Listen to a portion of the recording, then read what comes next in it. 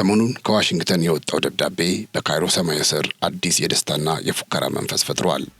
ግብጽ ይህንን አጋጣሚ በመጠቀም አባይን በአንድ ቁልፍ ማፈንዳት የሚል ዛቻዋን እየነዛች የአየር ኃይሏንና የጦር መሳሪያቿን በማሳየት የሚዲያ ዘመቻዋን እያወጣጣፈች ትገኛለች። የካይሮ ባለስልጣናት በዲፕሎማሲው መስመር ብቻ ሳይሆን በወታደራዊ ጡንቻቸውም ጭምር በግልጽ እየፎከሩ ባለበት በዚህ ወሳኝ ወቅት ብዙዎች አንድ ጥያቄ ይጠይቃሉ። ኢትዮጵያ ለምን ዝም አለች የሚል። አዎ አዲስ አበባ ለግብጽ ዛቻና ለትራምፕ ደብዳቤ ምላሽ ከመስጠት ይልቅ የዝምታ መንገድ መርጣለች። ነገር ግን ይህ ዝምታ ለጠላት ግራ የሚያጋባ ለወዳጅ ደግሞ ተስፋ የሚሰጥ ስልታዊ ዝምታ ነው። ምክንያቱም ታሪክ እንደሚነግረን ኢትዮጵያውያን ሲፎከርባቸው ዝም ይላሉ፣ ተግባራቸው ግን በጦር ሜዳ ይናገራል። የኢትዮጵያ ዝምታ የመሳሪያ እጥረት ወይም የፍርሃት ውጤት ሳይሆን እስኪመጡ መቆጠብ የሚል ጥልቅ ወታደራዊ ስሌት እንዳለው ይነገራል። የኢትዮጵያ ዝምታ ከዝግጅት ማነስ የመነጨ ሳይሆን የሰላምን ዋጋ ከማወቅና ነገሮችን በዲፕሎማሲ ለመፍታት ካለ ጽኑ ፍላጎት የመነጨ ነው። የኢትዮጵያ አየር ኃይል በውስጡ የያዛቸው የአየር ላይ አራሾች ዛሬም በሰማዩ ስር ተዘጋጅተው ትዕዛዝ መጠበቅ ላይ ናቸው። የጠላትን ራዳር የሚያውቁ የሜዲትራሊያንን ባህር ተሻግረው ኢላማቸውን የሚመቱና ሰማዩን ወደ እሳት ቶን የሚቀይሩ ዘመናዊ ጀቶችና ድሮኖች በኢትዮጵያ እጅ ይገኛሉ። ዛሬ የግብጽን ፉከራ መሬት የሚያስረግጡና ኢትዮጵያ ዝም ያለችው ታጥቃ ነው የሚያሰኙ 5 እጅግ ዘመናዊ የሀገሪቱን አስፈሪ ጀቶችን በዝርዝር እንመለከታለን። ከሱኮይ እስከ አኪንጂ፣ ከራዳር አጥፊዎች እስከ ክሩዝ ሚሳኤል ተኳሾች ድረስ ያለውን አቅሟን በመንገር እናስገርማቸዋለን። ለመረጃ ምንጭነት የኢትዮጵያ መከላከያ ሰራዊት ማህበራዊ ድረገጽን ተጠቅመናል። ከዚህ ባሻገር እንደ SIPRI እና ዘሚሊተሪ ባላንስ ያሉ ዓለም አቀፍ የወታደራዊ ምርምር ተቋም ያወጡትን መረጃም መነሻ አድርገናል። እስከ ፕሮግራማችን ፍጻሜ አብራችሁ እንድትቆዩ እየጋበዝን ቻናላችንን ሰብስክራይብ፣ ይህን ቪዲዮ ደግሞ ላይክ እንድታደርጉን በአክብሮት እንጠይቃችኋለን። አብራችሁን ቆዩ።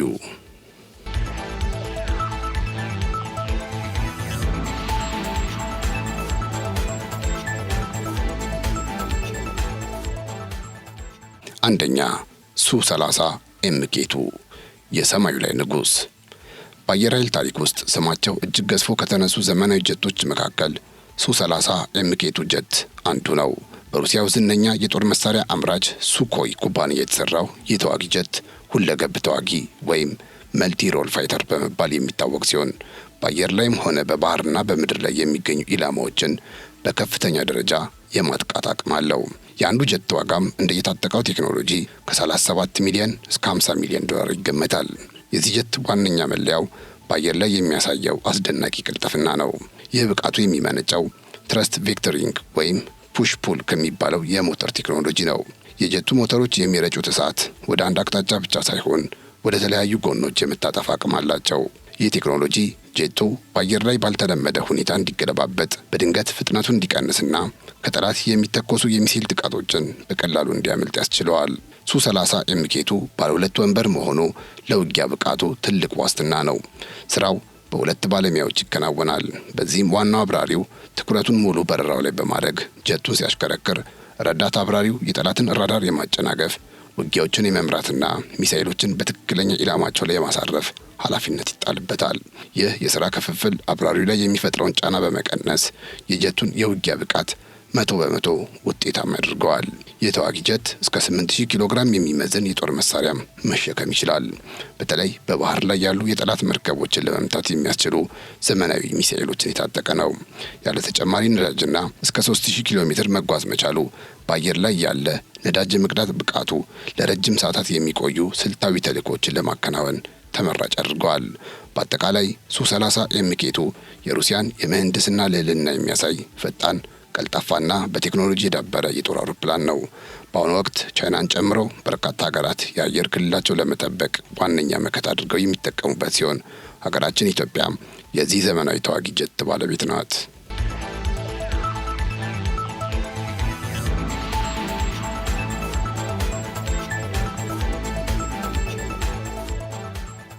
ሁለተኛው ሱ-27 SK አዳኙ። የሩሲያው ሱኮይ ኩባንያ ውጤት የሆነው ሱ-27 SK በዓለም የአየር ኃይል ታሪክ ውስጥ ከፍተኛ ተፈሪነትን ካተረፉ ጀቶች አንዱ ነው። ይህ ጀት በተለይ በአየር ላይ የበላይነትን ለመያዝ ተብሎ የተሰራ ሲሆን በአሁኑ ወቅት የአንዱ ጀት ዋጋ በአማካይ 30 ሚሊዮን ዶላር አካባቢ ይገመታል። ሱ-27 ኤስኬ እጅግ ከሚታወቅበት አስደናቂው የበረራ ብቃቱ ውስጥ አንዱ ፑጋቼቭ ኮብራ የሚል መጠሪያ የተሰጠው እንቅስቃሴ ነው። ፑጋቼቭ ኮብራ ተብሎ የሚጠራውን እንቅስቃሴ በማድረግ የመጀመሪያው ጀት ነው። ይህም ማለት ጀቱ በአየር ላይ የበረረ ባለበት ቅጽበት አፍንጫውን ወደ ላይ 90 ዲግሪ በማቆም እንደ ኮብራ እባብ ይቆማል። ጥቅሙም ድንገተኛ ፍጥነትን ለመቀነስ የሚጠቅም ሲሆን ከኋላው የሚከተለው የጠላት ጀት ወደፊት እንዲያልፍ ያደርገዋል። በዚህ ጊዜ የሱኮይ አብራሪ ወደፊት ያለፈውን ጠላት በቀላሉ ኢላማ ውስጥ አስገብቶ ለመምታት ምቹ ዕድል ያገኛል። ይህ ጀት በፈጣንነቱ ተወዳዳሪ የማይገኝለት ነው። በሰዓት ከ2500 ኪሎ ሜትር በላይ የመብረር አቅም አለው። ይህም ከድምፅ ፍጥነት ከእጥፍ በላይ የሚበልጥ በመሆኑ የጠላትን ቀጠና ጥሶ ለመግባትና ለመውጣት እጅግ አጭር ጊዜ ይፈጅበታል። በተጨማሪም ረጅም ርቀት የመጓዝ አቅም ስላለው ያለ ተጨማሪ ነዳጅ ለረጅም ሰዓታት ሰማይ ላይ መቆየት ይችላል። ሱ-27 ኤስኬ እጅግ ዘመናዊ የሆኑ የራዳር ሲስተሞችና የሚሳኤል አይነቶችንም ይሸከማል። በአንድ ጊዜ እስከ 10 የሚሳኤል አይነቶችን መሸከም የሚችል ሲሆን በተለይ በአየር ላይ ለሚደረግ የቅርብና የሩቅ ፍልሚያ የሚረዱ አየር ለአየር ወይም ኤር ቱ ኤር ሚሳኤሎችን በመታጠቅ ረገድ ስመጥር ጀት ነው።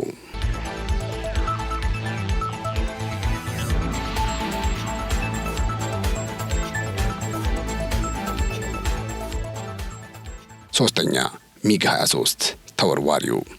ሚግ 23 የቀድሞዋ የሶቪየት ህብረት የአሁኗ ሩሲያ የምህንድስና ውጤት ሲሆን በታሪክ ውስጥ በከፍተኛ ፍጥነቱና በልዩ የክንፍ አወቃቀሩ ይታወቃል። ምንም እንኳ የቆየ ሞዴል ቢሆንም በአሁኑ ወቅት በአማካይ ከ5 ሚሊዮን እስከ 10 ሚሊዮን ዶላር የሚገመት ዋጋ አለው። እንደ የእድሳቱ ዋጋው ሊጨምር ይችላል። የዚህ ጀት እጅግ አስደናቂውና ለየት የሚያደርገው ባህሪ ክንፎቹን እንደፈለገ የማጠፍና የመዘርጋት አቅሙ ነው። ክንፉን ሲዘረጋ በዝቅተኛ ፍጥነት ለመብረርና በአጭር መንገድ ላይ ለማረፍም ሆነ ለመነሳት ይረዳዋል። እንደ አሞራ ክንፉን ወደ ኋላ ሲሰበስብ ደግሞ የአየር ግጭትን ይቀንሳል። ይህም ጀቱ እጅግ ከፍተኛ በሆነ ፍጥነት ወይም ከድምፅ ፍጥነት በላይ እንዲወረወር ያስችለዋል።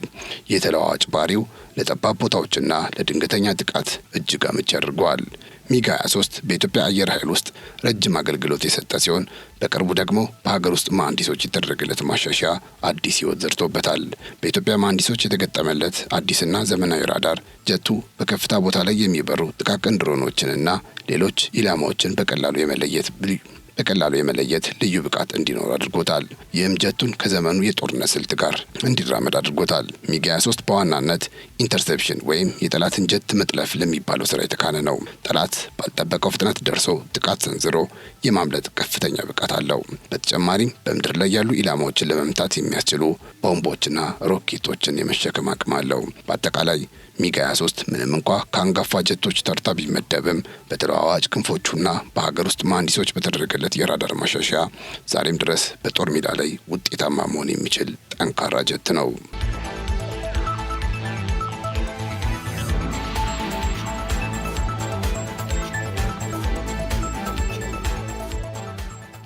አራተኛ ባይራክተር ቲቢ2 ስውሩ። ባይራክተር ቲቢ2 የቱርኩ ባይካርቴክ ኩባንያ ውጤት ሲሆን በቅርብ ዓመታት በዓለም ላይ የተካሄዱ ጦርነቶችን መልክ የቀየረ እጅግ ስመጥር ሰው አልባ አውሮፕላን ነው። አንድ ሙሉ የድሮን ሲስተም ከመቆጣጠሪያ ጣቢያው ጋር ከ5 ሚሊዮን እስከ 6 ሚሊዮን ዶላር እንደሚያወጣ ይገምታል። ይህ ድሮን በጦር ሜዳ ላይ እጅግ ተፈላጊ ያደረገው ስውር የመሆን ባህሪው ነው። የሞተሩ ድምፅ በጣም ዝቅተኛ በመሆኑ ጠላት ከታች ሆኖ ሊሰማ አይችልም። በተጨማሪ መጠኑ አነስተኛ በመሆኑ በጠላት ራዳር ላይ እንደ ወፍ ብቻ ነው የሚታየው።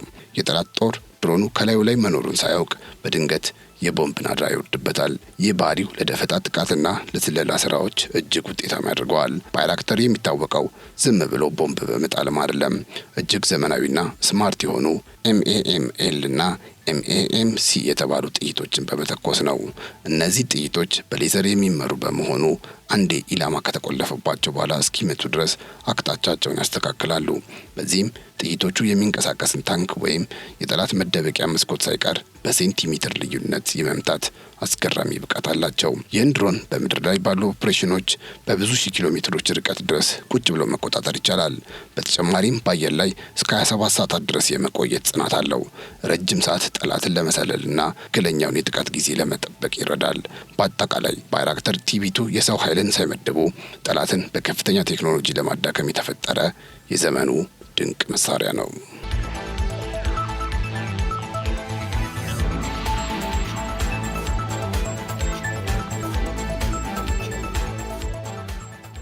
አምስተኛ ባይራክታር አኪንጂ ወይም የሰማዩ ላይ ምሽግ።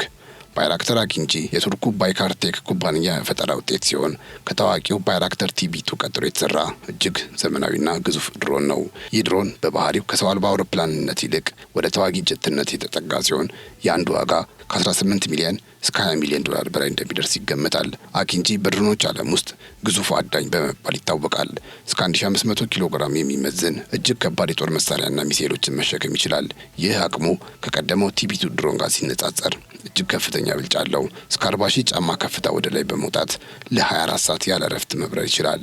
ይህም ጠላት በማይደርስበት ከፍታ ላይ ሆኖ ሰፊ አካባቢን ለመቆጣጠር ያስችለዋል። አኪንጂን ከሌሎች ድሮኖች ልዩ የሚያደርገውና ወደ ተዋጊ ጀት ከፍ የሚያደርገው የታጠቀው አክቲቭ ኤሌክትሮኒካሊ ስካንድ አራይ የተባለው ራዳር ነው። የቴክኖሎጂ አብዛኛውን ጊዜ በዘመናዊ ተዋጊ ጀቶች እንደ ሱ-35 ወይም ኤፍ-35 ላይ ብቻ የሚገኝ ነው። ድሮኑ በራዳር ላይ ሳይታይ እሱ ግን እጅግ ርቀት ላይ ያሉ የጠላት ጀቶችን፣ መርከቦችንና የምድር ኢላማዎችን የመለየት አቅም አለው። ከዚህም በላይ የራሱ የሆነ አርቲፊሻል ኢንተለጀንስ ኤአይ ያለው በመሆኑ መረጃዎችን በፍጥነት የመተንተን ብቃት አለው። አኪንጂ የድሮን ታሪክን የቀየረው የረጅም ርቀት ክሩዝ ሚሳኤሎችን መተኮስ በመቻሉ ነው። ይህም ድሮኑ ወደ ጠላት ቀጠና ሳይጠጋ በመቶዎች የሚቆጠሩ ኪሎ ሜትሮች ሩቅ ሆኖ ስልታዊ ኢላማዎችን እንዲያጠፋ ያስችለዋል። በተጨማሪም አየር ለአየር የሚተኮሱ ሚሳኤሎችን በመሸከም የጠላት ጀቶችንና ድሮኖችን የመምታት አቅም አለው። በአጠቃላይ አኪንጂ የሰው አልባ አውሮፕላኖችን ታሪክ ወደ አዲስ ምዕራፍ ያሸጋገረ የቴክኖሎጂ ጥበብ ነው። የጀትን የውጊያ አቅም ከስውርነቱና ኢላማው ጋር በማጣመሩ ለዘመናዊ አየር ኃይሎች እጅግ አስፈሪ መሳሪያ ነው።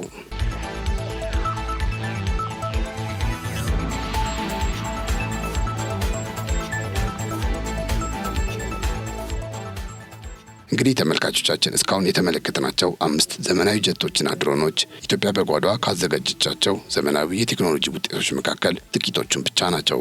ይህም የሚያሳየው የኢትዮጵያ ዝምታ ከዝግጅት ማነስ የመነጨ ሳይሆን የሰላምን ዋጋ ከማወቅና ነገሮችን በዲፕሎማሲ ለመፍታት ካለ ጽኑ ፍላጎት የመነጨ ነው። ይሁን እንጂ የካይሮ ዛቻ የሀገርን ሉዓላዊነት የሚደፍርና የህዳሴ ግድባችንን የሚጎዳ አይነት ከሆነ እነዚህ የሰማይ ላይ ንስሮች ዝምታቸውን ሰብረው ለተግባር ዝግጁ መሆናቸውን ዓለም ሊያውቅ ይገባል። ጦርነት የማንም ምርጫ ባይሆንም ሀገርን መጠበቅ ግን የማይታጠፍ የታሪክ ኃላፊነት ነው። ዛሬ አበቃን። ሰላም ለምድራችን።